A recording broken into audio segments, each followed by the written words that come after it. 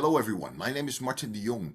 I work as an adjunct professor at Fudan University. My main job is in the Netherlands.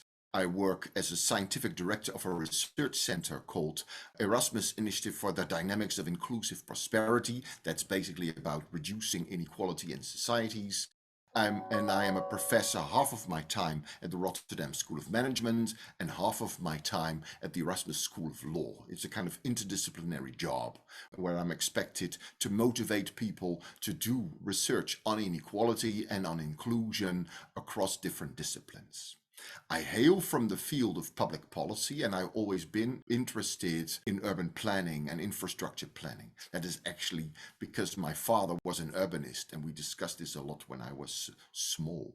Now, in 2005, something special happened. My dean sent me to China to explore research and education collaboration with a Chinese university called Harbin Institute of Technology. And the first time I made it to China was in February 2005 in the very northeast of the country. You can imagine what that feels like.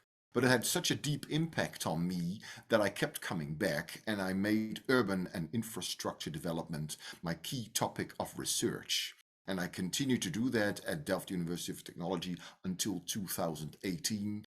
And I worked part-time at Harbin Institute of Technology and some time at Dalian University of Technology until I finally made it to Shanghai. I think it is since 2012 that I've been connected with Fudan University, first the School of International Relations and Public Affairs, and now the Institute for Gloabl Public Policy. And although I can currently not be there, and I haven't been able to visit China since 2019, I still feel this a strong affiliation. So much for now. My main topic, therefore, is infrastructure and urban development. A topic that particularly caught my attention was city branding. City branding can be seen these days in many different places. I think a lot of people talk about smart cities, about eco-cities, about spawned cities in China is a popular term, and there are many, many more. And recently also we hear more about inclusive cities. Cities have to be inclusive. Now, all these city labels have seen a very dramatic rise. I can show you here a slide in which you see a great variety of city labels, and you see how they evolved in terms of ranks, or how often they are used in the literature between the past and now. And you see that currently, for instance, the smart city is the big leader, but that the sustainable city and the eco city, for instance, have also been strong, but not as strong very lately as the smart city. Now, what you see here is how they have evolved and how more and more of those city labels appeared. Actually, this is not even the full list. This is a list of 35. But in an initial study that I did with Professor Simon Jos from the University of Glasgow and my colleague Daan Schraven from Delft University of Technology, we found no less than 180 city labels, but some of them were not really theoretically picked up or used a lot. So we ended up studying 35. And we saw that the total number increased, but also the number of times they were used. So they ran from the dozens to the hundreds, to the thousands, to the tens of thousands. So it was an amazing number of times that these city labels were used in the literature. We also see this reflected in policymaking. Policymakers are thinking of becoming a smart city or an eco city or a spawn city a lot of times. And sometimes they want to be many of those at the same time. So it's basically a big hit, this city labeling. Now, the question is, what does it really do? What does it mean that more and more cities want to have such a label and that they actively strive to promote it and to be it? An underlying reason basically is that it has to do with revenue.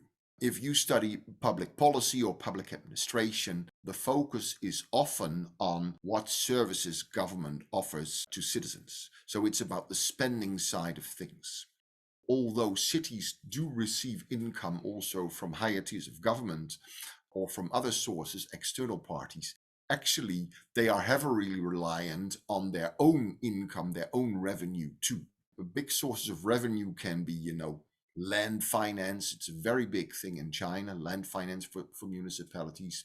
Another is taxes that they can levy on corporations or on citizens. And the more corporations they can charge, the more investments they see done in their territory, basically, the more they can cover the expenses that they have to make for offering those services to citizens. So realizing the revenue is very important. They want companies to come and they want investors to come, and they have to devise a strategy to make that happen. And one of those strategies, the one that they learned from the private sector, where basically product branding or corporate branding has already been used for a long time, has become city branding. But this city branding did not appear overnight. There has been a kind of evolutionary process leading to current city branding becoming so popular. We should know that in the past, maybe municipalities or provinces did not really see themselves as advertising agencies. In fact, it's also not what we would like to see our government do so much. If government advertises itself all the time, it somehow doesn't lend credibility. You want the government to do things for you, to be responsible, maybe to show authority or to make policies, but not to do advertising. Advertising is maybe, if you want, for corporations, but not for governments. And yet governments have eventually got into this. Now, they started simply with city promotion, promoting their own city. And then the main target audience was basically tourists. They want people to come visit their place to make sure they have income for their hotels and for their bars and restaurants. Or people spend money on museums, so at least part of the expenses on culture can be covered. That's where it began. But soon cities found out, just the way corporations did before, that advertising alone is not enough. Because maybe you're spending a lot of money on setting up those advertising activities. But in fact, what happens is that nobody reacts to it. Then they made it more sophisticated by getting into city marketing. They identified this audience, that audience, that audience, and they made different target groups. They collected information about those target groups, and then they processed this, and maybe they gave different styles of information on the internet, in brochures, to these different target audiences. You could say that that was the era of city marketing. Now, what the most recent literature says is that city marketing is not really so much in decline, but it's partly being replaced by city branding. And branding is said by most authors in the literature to have a deeper impact than marketing. It's not just about knowing your audience, it's actually about developing your audience's loyalty. City branding is about building up loyalty to the municipality. That people will not only know it, but they will also like it and they will trust it. So just like if a corporation such as Huawei or Philips is trusted by people to always deliver good products, regardless of what it is, oh, it's that brand, then I can trust it, I will buy it. Now, it's the same for cities. If they know that Amsterdam or Shenzhen always offers good products, is always reliable and customer friendly for investors, then you may want to do business with Amsterdam or Shenzhen. It's a good place and you can trust it. So you can safely sleep there in a hotel and you can safely meet other people in business to get things right.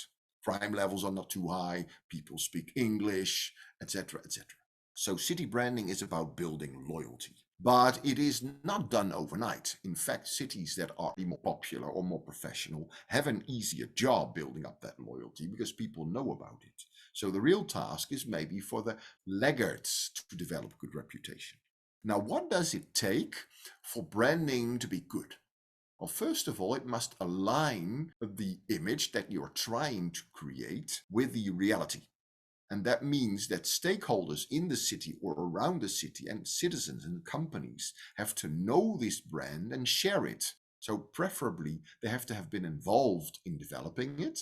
And if not, then at least they should support it actively so that when people come to your city, they really know that what is branded publicly is also a reality.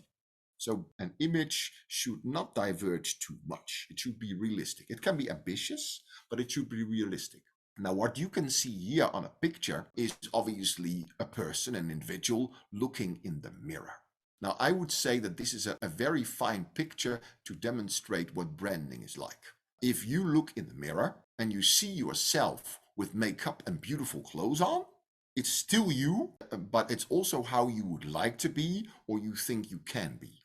Maybe it says something about how you are or who you are, but it is a flattering image of yourself. It's not really completely yourself. You added something to it that you may not yet have, but you may want to have. So good city branding is a reflection of yourself, but just a little bit more ambitious about future wishes.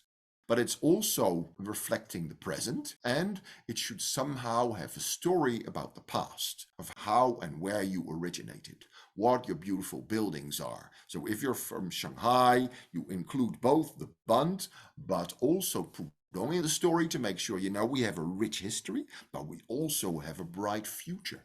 And in the present, we're already one of the richest cities in China. You can trust us. We're good. You can be loyal because we have something to offer for you. Now, city branding is basically evoking that loyalty. But city labels for that are not enough. You also need a city brand identity because those labels like the smart city or the eco city or the spont city, they can be adopted by all cities. Maybe some do this more credibly than others, but everybody can do it. So it doesn't make you unique. What makes you unique is your city identity or your city brand identity. Now, your city brand identity is basically how you describe yourself, what you think your identity is or what you would like it to be. Two that I've been most impressed with, one from China and one from the Netherlands, are Hangzhou, because Hangzhou calls itself an oriental city of quality. And I think, regardless of the question whether it's true or not, I think there is something to say for Hangzhou being attractive and professional, but an oriental city of quality, it's a good place to visit. And apparently they also do innovation because they call themselves Innovation City 2 as a label. So that is promising. That's a good city brand identity. And in my own country, there is a city called Utrecht, where, for instance, different political parties have to rule, some conservative, some green. So they have to find an identity that basically connects the different fractions in the city with each other. And they found healthy urban living. So it's not only environmental, it's not only about economic growth, but it's about healthy urban living. It's something urban, we are a city, we're not rural, but it's healthy. And healthy is good for conservatives, but also for green people. Everybody will like it. And then you can adopt that as an image and you can make sure that people lead healthy lives in your city. Now, those two are city brand identities that convince, that have a story to tell about what the city wants.